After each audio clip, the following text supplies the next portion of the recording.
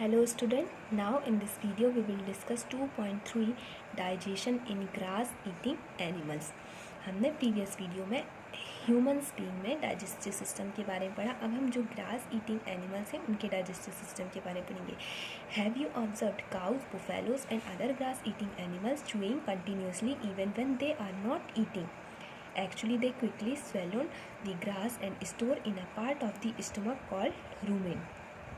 Here the food gets partially digested and is called cud, but later the cud returns to the mouth in small lumps and the animals chews it. This process is called rumination and these animals are called ruminant. तो जितने भी जो grass eating animals होते हैं वो continuously chewing करते रहते हैं, कंटिन्यूसली अपने मुंह में कुछ चबाते रहते हैं। तो वो क्यों ऐसा करते हैं? जब वो कुछ ईट नहीं करते तब भी वो अपनी माउथ में कुछ ना कुछ चबाते रहते हैं, बिकॉज वो डायरेक्टली क्या करते हैं, ग्रास को या जो भी ईटिंग सब्सटेंसेस उनको अपने स्टमक में, ठीक है, स्टमक में क्या करते हैं, उनके स्टमक को क्या कहते हैं, रूमेन। उसमें वो उसको स्टोर, जो फूड आइटम्स हैं उनको स्टोर कर लेते हैं। डायरेक्टली माउथ से एंटर करके किसी जो ईट करते हैं डायरेक्टली वो ईसोफेगस के थ्रू स्टमक में चला जाता है। These are the rumen, this is also known as stomach.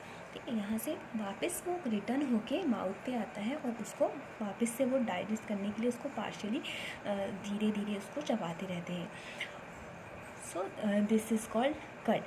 ठीक है, this process is called rumination. और वापस फूड आइटम को ईट करने के बाद उसको स्टमक में स्टोर करने के बाद वापस उसको माउथ में डाइजेशन की प्रोसेस के लिए, चूइंग करने के लिए वापस उसको किसमें, माउथ में भेजते हैं, रिटर्न करते हैं और वापस से उसको वहाँ पे चूइंग की जो प्रोसेस है वो उसको धीरे धीरे चबाते हैं और उसको वापस से वो स्टमक में भेजते हैं।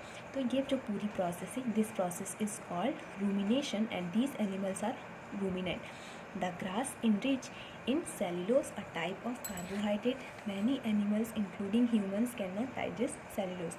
तो ग्रास में जो है सेल्यूलोज जो है उनमें कंपोनेंट के रूप में वो उनकी जो मात्रा जो होती है वो बहुत ज़्यादा होती है। This is the type of carbohydrate जो कि एनिमल्स उसको ईजीली डाइजेस्ट कर सकते हैं, बट जो ह्यूमन बींग्स हैं उनको डाइजेस्ट नहीं कर पाती। Ruminants have a large sac-like structure called rumen between the esophagus and the small intestine. The cellulose of the food digest here by the action of certain bacteria which are not present in human. तो उनके rumen में, उनके digestive system में, small intestine में कुछ bacteria present होते हैं जो इस सेल्यूलोज को क्या करते हैं, डाइजेस्ट करते हैं। So far you have learned about animals which possess the digestive system, but there are many small organisms which do not have a mouth and a digestive system.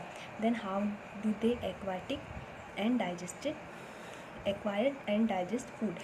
The section below you learn another increasing way of food intake. So कुछ animals ऐसे होते हैं जो single celled organism हैं, उनमें only one cell होती है, उनमें डिफरेंट ऑर्गन्स प्रेजेंट नहीं होते कि डिफरेंट एक्टिविटीज़ को परफॉर्म करने के लिए। तो ऐसे ऑर्गेनिज्म में कैसे डाइजेशन की जो प्रोसेस है वो होती है।